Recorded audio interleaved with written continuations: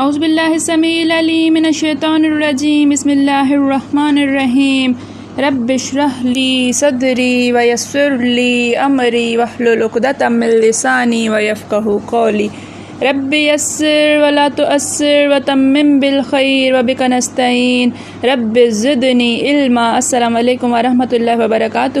الحمدللہ ہم سورہ بقرہ کا ترجمہ و تفسیر کر رہے ہیں، 186 آیات کا ترجمہ و تفسیر کر چکے ہیں، 187 کا ترجمہ ہم کر چکے ہیں، تفسیر جو ہے وہ ہماری چل رہی ہے۔ دیکھیے، اعوذ باللہ من الشیطان الرجیم، احل لکم لیلۃ الصیام رفث الی نسائکم۔ ترجمہ جو ہے وہ ہم کرتے ہوئے پھر سے جا رہے ہیں، جہاں سے ہماری تفسیر ہوگی تو پھر آگے چلاتے ہیں۔ احل لکم لیلۃ الصیام رفث الی نسائکم، جائز کر دیا گیا تمہارے لیے روزے کی راتوں میں بے پردہ ہونا تمہاری عورتوں کی طرف۔ ہن لباس لکم وانتم لباس لہن، وہ تم ان کے لیے لباس ہو اور وہ تمہارے لیے لباس ہیں۔ کس طرح؟ نساء ہن، وہ تمہارا لباس ہیں اور تم ان کے لیے لباس ہو۔ علم اللہ انکم کنتم تختانون، اللہ جانتا ہے کہ تم اپنے آپ سے خیانت کیا کرتے تھے۔ فتاب علیکم وعفا عنکم، پس اللہ تعالیٰ نے تم سے تمہاری توبہ قبول کی، تمہیں معاف کر دیا اور درگزر فرمایا تم سے۔ فالآن باشروہن، پس اب تم ان سے مباشرت کرو۔ فابتغوا ما کتب اللہ، اور تلاش کرو جو اللہ تعالیٰ نے تمہارے لیے لکھ دیا ہے۔ دیکھیے کہ یہاں تک ہماری تفسیر جو ہے وہ ہو گئی تھی۔ ہم پڑھ رہے تھے روزے کے حکم کے بارے میں کہ پہلے روزے میں جو ہے وہ مغرب کے بعد سے، جیسے ہی جب تک نیند نہیں آ جاتی ہے تب تک تو آپ کھا پی سکتے ہو، جیسے ہی انسان سو جاتا تو اس کا روزہ شروع ہو جاتا، اس کے بعد کھانا پینا اور مباشرت حرام ہو جاتی اور روزہ جو ہے وہ شروع ہو جایا کرتا تھا۔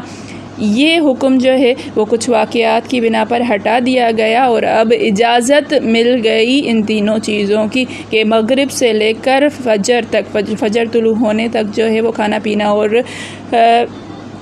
جمع، یہ تینوں چیزیں حلال ہو گئیں۔ یہاں تک تھا۔ اب ہمارا یہاں اس کے ضمن میں ہم نے شان نزول بھی پڑھا، واقعات بھی پڑھے۔ اب یہاں تک آ کر ما کتب اللہ، یہ ہم پڑھ رہے تھے کہ اس کی تفسیر کیا ہے۔ ما کتب، اللہ تعالیٰ نے تمہارے لیے لکھ دیا ہے، اس سے مراد اولاد لی ہے اور کچھ نے جو ہے اس سے مراد جمع لیا ہے۔ وَكُلُوا وَاشْرَبُوا، جمع کے بعد کھانا پینا حلال کر دیا ہے۔ حَتَّى يَتَبَيَّنَ لَكُمُ الْخَيْطُ الْأَبْيَضُ مِنَ الْخَيْطِ الْأَسْوَدِ، یہاں تک کہ واضح ہو جائے تمہارے لیے سفید دھاری سیاہ دھاری سے، سفید دھاگا سیاہ دھاگے سے۔ کہتے ہیں کہ یہاں پر جب تک جو من الفجر کا لفظ جو ہے وہ ابھی نازل نہیں ہوا تھا، یہاں تک آیت نازل ہوئی تھی تو صحابہ نے جو ہے وہ دھاگے رکھنا شروع کر دیے۔ کچھ نے جو ہے وہ پیروں میں دھاگے باندھنا، ایک میں سفید ایک میں سیاہ باندھ کے سو جاتے تھے، جب تک نظر پڑتے ہوئے اس سیاہ اور سفید کی جو ہے وہ پہچان نہیں ہوا کرتی تھی تب تک وہ کھایا پیا کرتے تھے، یا تب تک فجر کو نہیں مانا کرتے تھے۔ جب من الفجر لفظ آیا تو پھر اس سے واضح ہو گیا کہ یہ اصل میں فجر طلوع ہونے کی جو ہے وہ سفید دھاری سے، سیاہ دھاری سے سفید دھاری کا الگ ہونا ہے۔ ثم اتموا الصیام، پھر روزوں کو مکمل کرو، الی اللیل، رات تک، مغرب تک۔ ولا تباشروہن وانتم عاکفون، اچھا اس کا ہم تفصیل پڑھیں گے، یہ ہم تھوڑا سا جو ہے وہ کرتے ہوئے چلتے ہیں، اس کی تفصیل ہم پڑھتے ہوئے جائیں گے، ان الفاظ کے ذریعے سے آپ کو کچھ سمجھ میں آ جائے، اس لیے میں یہاں پہ پڑھتی ہوئی جا رہی ہوں۔ ولا تباشروہن وانتم عاکفون وفی المساجد، اعتکاف کی حالت میں مباشرت حرام ہے۔ اعتکاف کی حالت میں کسی بھی قسم کا جو ہے وہ اپنی بیوی سے ملنا بالکل منع۔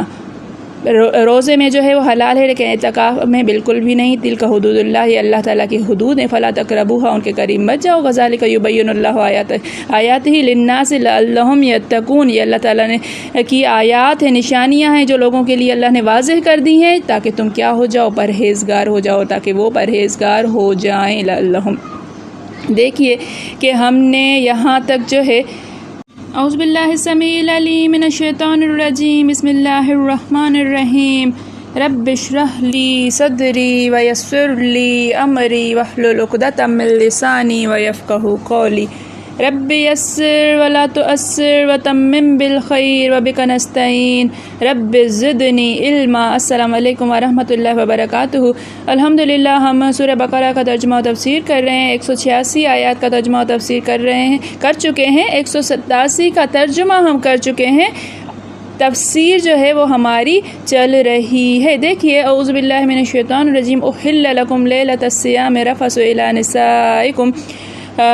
ترجمہ جو ہے وہ ہم کرتے ہوئے پھر سے جا رہے ہیں، جہاں سے ہماری تفسیر ہوگی تو پھر آگے چلاتے ہیں۔ احل لکم لیلۃ الصیام رفث الی نسائکم، جائز کر دیا گیا تمہارے لیے روزے کی راتوں میں بے پردہ ہونا تمہاری عورتوں کی طرف۔ ہن لباس لکم وانتم لباس لہن، وہ تم ان کے لیے لباس ہو اور وہ تمہارے لیے لباس ہیں۔ کس طرح؟ نساء ہن، وہ تمہارا لباس ہیں اور تم ان کے لیے لباس ہو۔ علم اللہ انکم کنتم تختانون، اللہ جانتا ہے کہ تم اپنے آپ سے خیانت کیا کرتے تھے۔ فتاب علیکم وعفا عنکم، پس اللہ تعالیٰ نے تم سے تمہاری توبہ قبول کی، تمہیں معاف کر دیا اور درگزر فرمایا تم سے۔ فالآن باشروہن، پس اب تم ان سے مباشرت کرو۔ فابتغوا ما کتب اللہ، اور تلاش کرو جو اللہ تعالیٰ نے تمہارے لیے لکھ دیا ہے۔ دیکھیے کہ یہاں تک ہماری تفسیر جو ہے وہ ہو گئی تھی۔ ہم پڑھ رہے تھے روزے کے حکم کے بارے میں کہ پہلے روزے میں جو ہے وہ مغرب کے بعد سے، جیسے ہی جب تک نیند نہیں آ جاتی ہے تب تک تو آپ کھا پی سکتے ہو، جیسے ہی انسان سو جاتا تو اس کا روزہ شروع ہو جاتا، اس کے بعد کھانا پینا اور مباشرت حرام ہو جاتی اور روزہ جو ہے وہ شروع ہو جایا کرتا تھا۔ یہ حکم جو ہے وہ کچھ واقعات کی بنا پر ہٹا دیا گیا اور اب اجازت مل گئی ان تینوں چیزوں کی کہ مغرب سے لے کر فجر تک، فجر طلوع ہونے تک جو ہے وہ کھانا پینا اور جمع، یہ تینوں چیزیں حلال ہو گئیں۔ یہاں تک تھا۔ اب ہمارا یہاں اس کے ضمن میں ہم نے شان نزول بھی پڑھا، واقعات بھی پڑھے۔ اب یہاں تک آ کر ما کتب اللہ، یہ ہم پڑھ رہے تھے کہ اس کی تفسیر کیا ہے۔ ما کتب، اللہ تعالیٰ نے تمہارے لیے لکھ دیا ہے، اس سے مراد اولاد لی ہے اور کچھ نے جو ہے اس سے مراد جمع لیا ہے۔ وَكُلُوا وَاشْرَبُوا، جمع کے بعد کھانا پینا حلال کر دیا ہے۔ حَتَّى يَتَبَيَّنَ لَكُمُ الْخَيْطُ الْأَبْيَضُ مِنَ الْخَيْطِ الْأَسْوَدِ، یہاں تک کہ واضح ہو جائے تمہارے لیے سفید دھاری سیاہ دھاری سے، سفید دھاگا سیاہ دھاگے سے۔ کہتے ہیں کہ یہاں پر جب تک جو من الفجر کا لفظ جو ہے وہ ابھی نازل نہیں ہوا تھا، یہاں تک آیت نازل ہوئی تھی تو صحابہ نے جو ہے وہ دھاگے رکھنا شروع کر دیے۔ کچھ نے جو ہے وہ پیروں میں دھاگے باندھنا، ایک میں سفید ایک میں سیاہ باندھ کے سو جاتے تھے، جب تک نظر پڑتے ہوئے وہ سیاہ اور سفید کی جو ہے وہ پہچان نہیں ہوا کرتی تھی تب تک وہ کھایا پیا کرتے تھے، یا تب تک فجر کو نہیں مانا کرتے تھے۔ جب من الفجر لفظ آیا تو پھر اس سے واضح ہو گیا کہ یہ اصل میں فجر طلوع ہونے کی جو ہے وہ سفید دھاری سے، سیاہ دھاری سے سفید دھاری کا الگ ہونا ہے۔ ثم اتموا الصیام، پھر روزوں کو مکمل کرو، الی اللیل، رات تک، مغرب تک۔ ولا تباشروہن وانتم عاکفون، اچھا اس کا ہم تفصیل پڑھیں گے، یہ ہم تھوڑا سا جو ہے وہ کرتے ہوئے چلتے ہیں، اس کی تفصیل ہم پڑھتے ہوئے جائیں گے، ان الفاظ کے ذریعے سے آپ کو کچھ سمجھ میں آ جائے، اس لیے میں یہاں پہ پڑھتی ہوئی جا رہی ہوں۔ ولا تباشروہن وانتم عاکفون وفی المساجد، اعتکاف کی حالت میں مباشرت حرام ہے۔ اعتکاف کی حالت میں کسی بھی قسم کا جو ہے وہ اپنی بیوی سے ملنا بالکل منع۔ روزے میں جو ہے وہ حلال ہے لیکن اعتکاف میں بالکل بھی نہیں۔ تلک حدود اللہ، یہ اللہ تعالیٰ کی حدود ہیں، فلا تقربوها، ان کے قریب مت جاؤ۔ کذالک یبین اللہ آیاتہ للناس لعلہم یتقون، یہ اللہ تعالیٰ نے کی آیات ہیں، نشانیاں ہیں جو لوگوں کے لیے اللہ نے واضح کر دی ہیں تاکہ تم کیا ہو جاؤ، پرہیزگار ہو جاؤ، تاکہ وہ پرہیزگار ہو جائیں۔ لعلہم، دیکھیے کہ ہم نے یہاں تک جو ہے، اچھا بعض نے کہا ہے کہ جمع مراد ہے، بعض نے کہتے ہیں کہ لیلۃ القدر مراد ہے۔ قتادہ رحمۃ اللہ فرماتے ہیں کہ مراد یہ رخصت ہے، رخصت یہ جو دی گئی ہے کہ آپ جو ہے اب آپ کھا پی سکتے ہیں، روزہ جو ہے وہ روزے کا ٹائم جو ہے وہ ایک مخصوص ہو گیا ہے، تو یہ والی رخصت مراد ہے۔ اب تطبیق ان سارے اقوال میں یہ اس طرح سے ہو سکتی ہے کہ عموم کے طور پر سبھی مراد ہو سکتے ہیں۔ جمعہ کی رخصت کے بعد کھانے پینے کی اجازت مل رہی ہے کہ صبح صادق تک اس کی بھی اجازت ہے، کھا پی سکتے ہو۔ صحیح بخاری میں ہے کہ حضرت سہل بن سعد رضی اللہ تعالیٰ عنہ فرماتے ہیں جب من الفجر کا لفظ نہیں اترا تھا تو چند لوگوں نے اپنے پاؤں میں سفید اور سیاہ داغے باندھ لیے، اور جب تک ان کی سفیدی اور سیاہی میں تمیز نہ ہوئی کھاتے پیتے رہے۔ اس کے بعد یہ لفظ اترا اور معلوم ہو گیا کہ اس سے مراد رات سے دن ہے۔ مسند احمد میں ہے، حضرت عدی بن حاتم رحمۃ اللہ رضی اللہ تعالیٰ عنہ فرماتے ہیں، یہ عدی جو ہیں وہ حاتم تائی جو تھے نا ان کی اولاد میں سے، فرماتے ہیں کہ میں نے 2 دھاگے سیاہ اور سفید اپنے تکیے تلے رکھ لیے، اور جب تک ان کے رنگ میں تمیز نہ ہوئی تب تک کھاتا پیتا رہا۔ صبح کو حضرت محمد صلی اللہ علیہ وسلم سے ذکر کیا تو آپ نے فرمایا تیرا تکیہ بڑا لمبا چوڑا ہے، اس سے مراد جو ہے صبح کی سفیدی کا رات کی سیاہی سے ظاہر ہونا ہے۔ تکیے کا لمبا چوڑا ہونا کہ مشرق و مغرب جو ہے وہ تمہارے تکیے کے اندر آ گئی ہے، ماشاءاللہ۔ مطلب حضور صلی اللہ علیہ وسلم کے امر قول کا یہ ہے کہ آیت میں تو دھاگوں سے مراد دن کی سفیدی ہے، پتہ ہے نا، خیط الاسود و خیط ابیض من الخیط الاسود، تو خیط لفظ جو ہے وہ دھاگے کے لیے استعمال ہوتا ہے۔ اگر تیرے تکیے تلے یہ دونوں آ جاتی ہیں تو گویا اس کی لمبائی مشرق و مغرب تک کی ہے۔ صحیح بخاری میں یہ تفسیر بھی روایتاً موجود ہے کہ بعض روایتوں میں یہ لفظ بھی ہے کہ پھر تو بڑی لمبی چوڑی گردن والا ہے، کہ تمہارا تکیہ جو ہے وہ اتنا لمبا ہے تو تمہاری گردن کتنی لمبی ہوگی، اتنی ہی بڑی ہوگی، واللہ اعلم۔ بخاری شریف میں حضرت عدی کا اس طرح کا سوال اور آپ کا اس طرح کا جواب، آپ صلی اللہ علیہ وسلم کا اسی طرح کا جواب تفصیل وار وارد ہے۔ آیت کے ان الفاظ سے سحری کھانے کا مستحب ہونا بھی ثابت ہوتا ہے، اس لیے کہ اللہ کی رخصتوں پر عمل کرنا اسے پسند ہے۔ حضور صلی اللہ علیہ وسلم کا فرمان ہے کہ سحری کھایا کرو، اس میں برکت ہے۔ سحری کھائے بغیر روزہ نہیں رکھنا چاہیے، کچھ بھوک پہ روزہ رکھ دیا اور اس کو بڑا فخر سمجھتے ہیں، کوئی ایسا کچھ بھی نہیں ہے۔ سحری کھانے میں برکت ہوتی ہے، سحری کھانا ایک ثواب کا عمل ہے، اور نبی کریم صلی اللہ علیہ وسلم کا حکم ہے کہ سحری کھایا کرو۔ ہمارے اور اہل کتاب کے روزوں میں سحری کھانے ہی کا فرق ہے، مسلم کی روایت ہے یہ۔ سحری کا کھانا برکت ہے، اسے نہ چھوڑو، اگر کچھ نہ ملے تو پانی کا گھونٹ ہی صحیح، اللہ تعالیٰ اور اس کے فرشتے سحری کھانے والوں پر رحمت بھیجتے ہیں۔ اسی طرح کی اور بھی بہت سی حدیثیں ہیں۔ سحری کو دیر کر کے کھانا چاہیے، دیر سے بالکل جو ہے وہ فجر طلوع ہونے سے پہلے تک جو ہے وہ سحری کرنا چاہیے۔ ایسے وقت کی فراغت کے کچھ ہی دیر بعد صبح صادق ہو جائے، اس طرح اس وقت میں کرنی چاہیے۔ ایسے نہیں 2 بجے اٹھ کر کھا پی کر آپ لوگ سو جاؤ 2 گھنٹے پہلے سے ہی، یہ سحری جو ہے وہ سحری نہیں، وہ کہ اذانیں ہونے والی ہیں اور آپ جو ہے وہ کھا رہے ہیں، یہ سحری بالکل قریب۔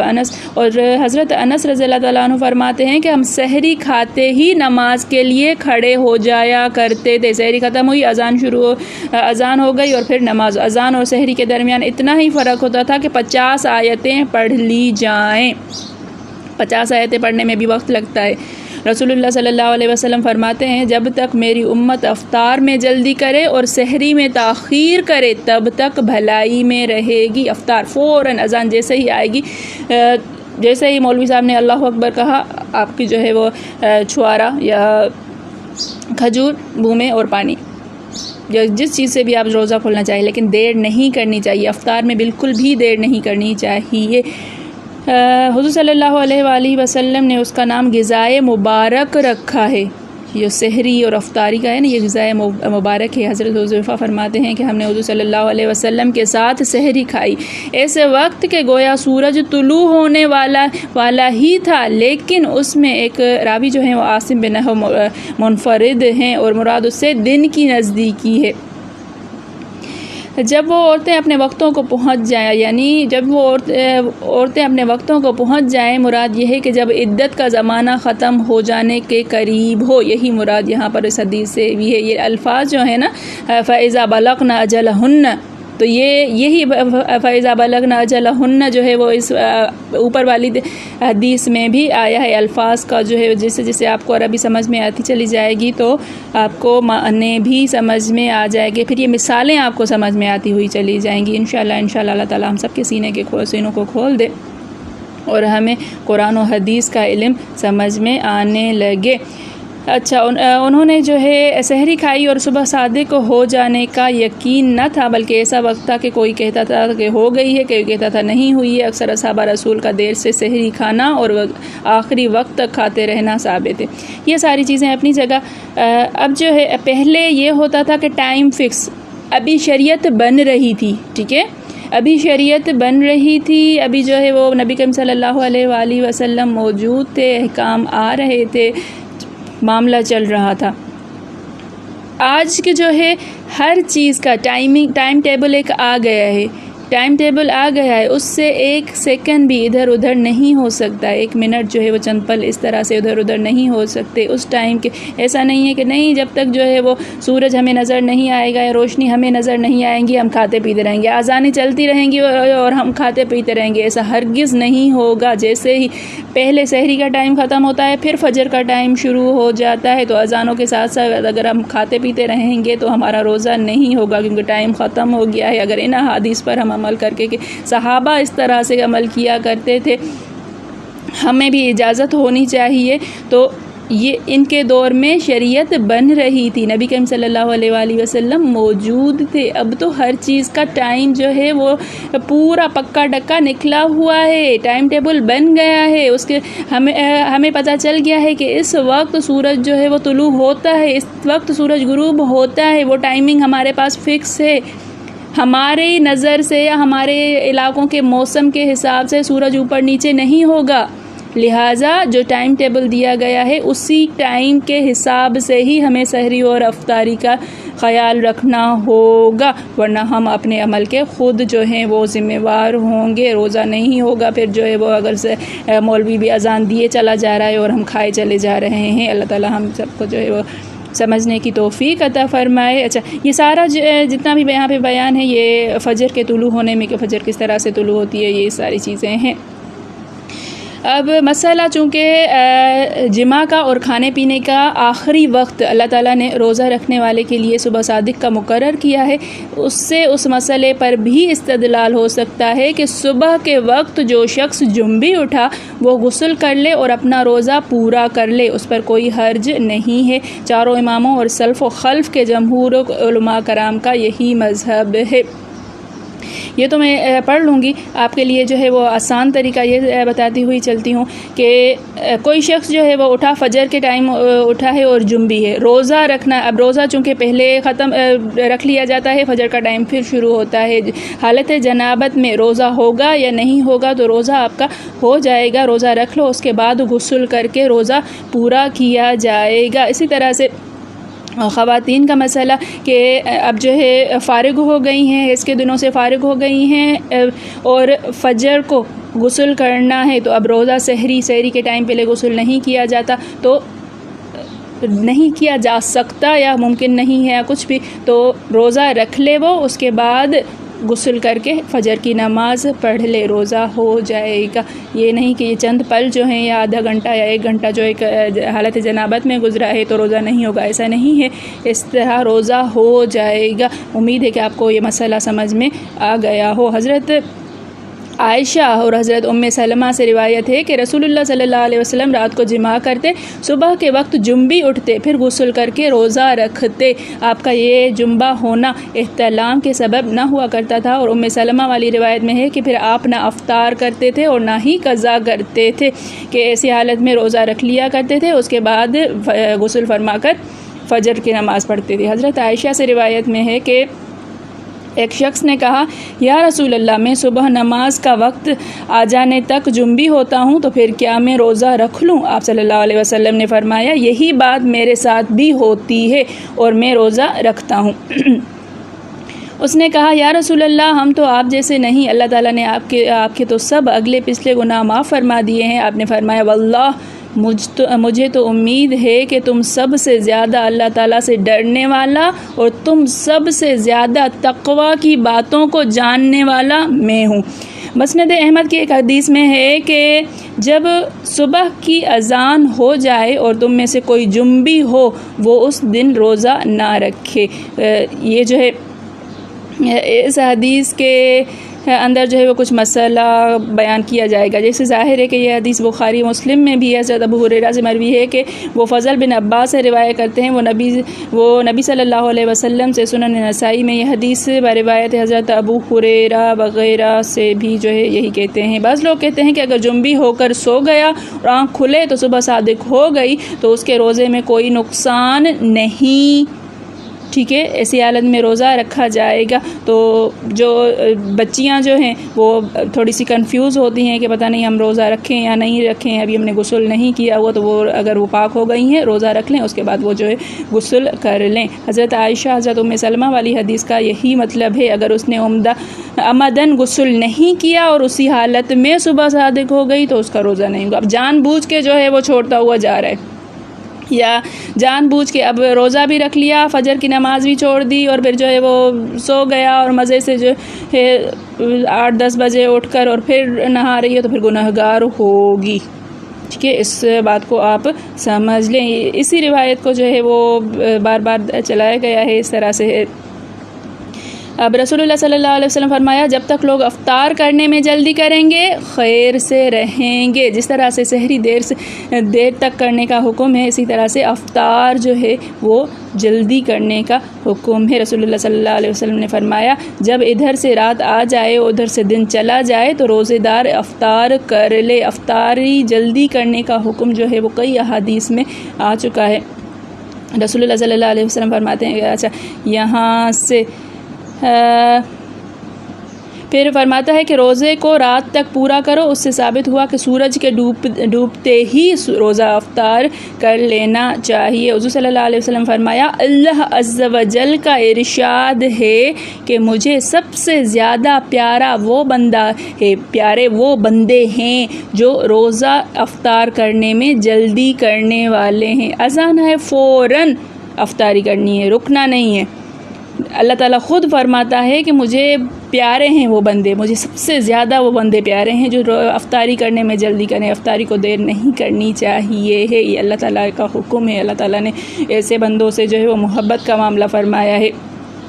حضرت بشرا بن خصاصیہ کی بیوی صاحبہ حضرت لیلہ فرماتی ہیں کہ میں نے 2 روزوں کے بغیر افطار کیے ملا۔ اچھا 2 روزوں کا ملانا، یہاں پر بھی لمبا چوڑا جو ہے وہ اسی کا حکم بیان ہے کہ ایک روزہ جو ہے ایک روزے کو دوسرے روزے سے ملانا تو اس کی اجازت نہیں ہے۔ 2 روزے ایک ساتھ رکھنا یا 24 گھنٹے کا مسلسل روزہ رکھنا، یوں سمجھ لیجئے، تو اس کی اجازت نہیں ہے۔ نبی کریم صلی اللہ علیہ وسلم رکھا کرتے تھے، 24 گھنٹے کا روزہ بھی رکھا کرتے تھے، 72 گھنٹے کا روزہ بھی رکھا کرتے تھے، لیکن عوام کو اس کی اجازت نہیں ہے۔ ہاں اتنی اجازت ہے کہ ایک سحری سے پھر دوسری سحری، پھر سحری کر لو دوسری، کہ اگر کوئی شخص دوسری سحری تک رکنا چاہے تو یہ جائز ہے کہ افطار نہیں کیا پھر سحری تک، تو یہ جائز تو ہوگا، لیکن اس کے اندر جو ہے وہ کوئی وہ مستحب اور اس طرح کا عمل نہیں ہے، اجازت ہے۔ نبی کریم صلی اللہ علیہ وسلم رکھا کرتے تھے۔ رسول اللہ صلی اللہ علیہ وسلم نے فرمایا روزے کو روزے سے مت ملاؤ، جو ملنا ہی چاہے تو ملانا ہی چاہے تو سحری تک ملا لے۔ لوگوں نے کہا کہ آپ تو ملا دیتے ہیں۔ آپ صلی اللہ علیہ وسلم نے فرمایا میں تم جیسا نہیں، مجھے تو رات ہی کو کھلانے والا کھلا دیتا ہے اور پلانے والا پلا دیتا ہے۔ ایک اور روایت میں ہے کہ ایک صحابیہ عورت نبی صلی اللہ علیہ وسلم کے پاس آئی، آپ سحری کھا رہے تھے، فرمایا آؤ تم بھی کھا لو۔ اس نے کہا میں تو روزے سے ہوں۔ آپ نے فرمایا تم روزہ کس طرح رکھتی ہو؟ اس نے بیان کیا تو آپ نے فرمایا آل محمد صلی اللہ علیہ وسلم کی طرح سحری کے وقت سے دوسری سحری کے وقت تک ملا ہوا روزہ کیوں نہیں رکھتی ہو؟ پھر نبی کریم صلی اللہ علیہ وسلم ایک سحری سے دوسری سحری تک کا روزہ رکھتے تھے۔ یہ ایک جائز عمل ہے، ٹھیک ہے، یہ جو ہے وہ اس میں ہم عوام کو یہ حکم نہیں ہے 24 گھنٹے والا روزہ، پھر سحری سے سحری تک رات کے اندر ہی جو ہے وہ کھانا پینا۔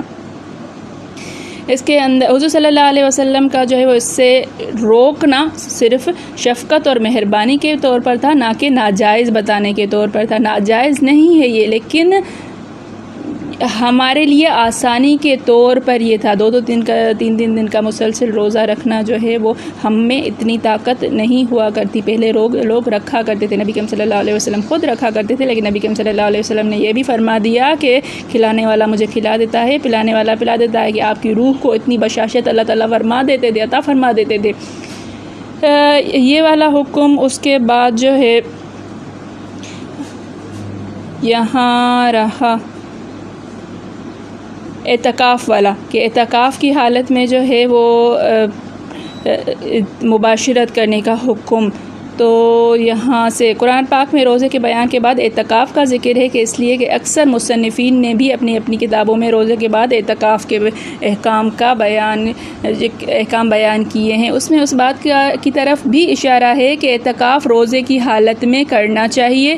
اعتکاف جو کرے گا وہ روزہ رکھے گا. روزہ رکھنا جو ہے وہ اس کے لیے ضروری ہے. روزہ رکھے گا اور اعتکاف کرے گا, چاہے نفلی ہو, چاہے سنت ہو, یا پھر جو وہ نظر کا جو اعتکاف ہوتا ہے کہ کوئی نظر مان کے اعتکاف کرے, تو روزہ رکھنا ضروری ہے. رمضان کے آخر میں ہو چاہے علاوہ مہینوں میں. حضرت صلی اللہ علیہ وسلم بھی رمضان شریف کے آخری دنوں میں اعتکاف کیا کرتے تھے, یہاں تک کہ آپ کو وفات آئی, آپ کے بعد امہات المومنین آپ کی بیویاں اعتکاف کیا کرتی تھیں. بخاری و مسلم میں ہے کہ حضرت صفیہ بن حی نبی کریم صلی اللہ علیہ وسلم کی خدمت میں آپ کے اعتکاف کی حالت میں حاضر ہوتی تھیں, اور کوئی ضروری بات پوچھنے کی ہوتی تو وہ دریافت کر کے چلی جاتی. ایک مرتبہ رات کو جب جانے لگیں تو چونکہ مکان مسجد نبوی سے فاصلے پر تھا, اس لیے حضور صلی اللہ علیہ وسلم ساتھ ہو لیے کہ پہنچا آئیں. تو راستے میں 2 انصار صحابی مل گئے, اور آپ کے ساتھ آپ کی بیوی صاحبہ کو دیکھ کر شرم کے مارے جلدی قدم بڑھا کر جانے لگے. آپ نے فرمایا ٹھہر جاؤ, سنو یہ میری بیوی صفیہ ہے.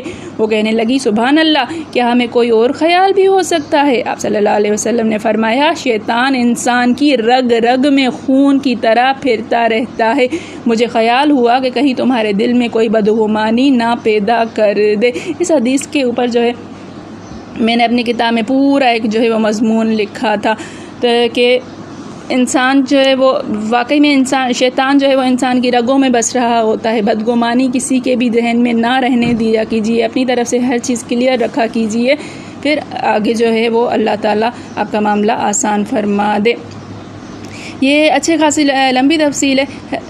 اعتکاف کی حالت میں مباشرت سے جو ہے وہ الگ رہنا یہ فرض ہے. بعض کہتے ہیں کہ آیتوں کے 4 حکم جو ہے وہ مراد ہیں. پھر فرمایا جس طرح روزے اور اس کے احکام اور اس کے مسائل اس کی تفصیل ہم نے بیان کر دی, اسی طرح اور احکام بھی ہم اپنے بندے اور رسول کی معرفت سب کے سب تمام جہان کے لیے بیان کرتے ہیں, تاکہ یہ معلوم ہو سکے کہ ہدایت کیا ہے اور اطاعت کس سے کہتے ہیں, اور اس بنا پر کہ وہ متقی بن جائے. هو الذی ينزل على عبده آیات بینات لیخرجکم من الظلمات الى النور وان اللہ بکم لرؤوف الرحیم. وہ اللہ جو اپنے بندے پر روشن آیتیں نازل فرماتا ہے تاکہ تمہیں اندھیروں سے نکال کر روشنی میں لائے. اللہ تعالیٰ تم پر رافت و رحمت کرنے والا ہے. تفصیل جو ہے میں نے کاٹ کے جو ہے آپ کو سمجھائی ہے. میں نے کوشش کی ہے کہ چیزیں سمجھانے کی, کلیئر کرنے کی کوشش کروں. ٹائم بہت زیادہ اگر لگ جائے تو آپ لوگوں کو بھی مشکل ہوتی ہے, آپ لوگوں کا ٹائم بھی بہت زیادہ اہم ہے. مجھے امید ہے, میری دعا ہے کہ اللہ تعالیٰ آپ کو یہ مسائل سمجھنے میں آسانی کا معاملہ فرمائے. آپ کے لیے امید ہے کہ سمجھ آ گیا ہوگا. جو چیزیں سمجھ میں نہیں آئی ہوں وہ آپ پوچھ سکتی ہیں. اللہ تعالیٰ ہم سب کا حامی و ناصر ہو. میرے پڑھانے میں, آپ کے پڑھنے میں, میرے سمجھانے میں, آپ کے سمجھنے میں کوئی غلطی خطا بھول چوک ہو گئی ہو تو میں اللہ کے حضور میں توبہ کرتی ہوں اور معافی کے خواہشگر ہوں. ربنا تقبل منا انک انت السمیع العلیم. السلام علیکم ورحمۃ اللہ وبرکاتہ.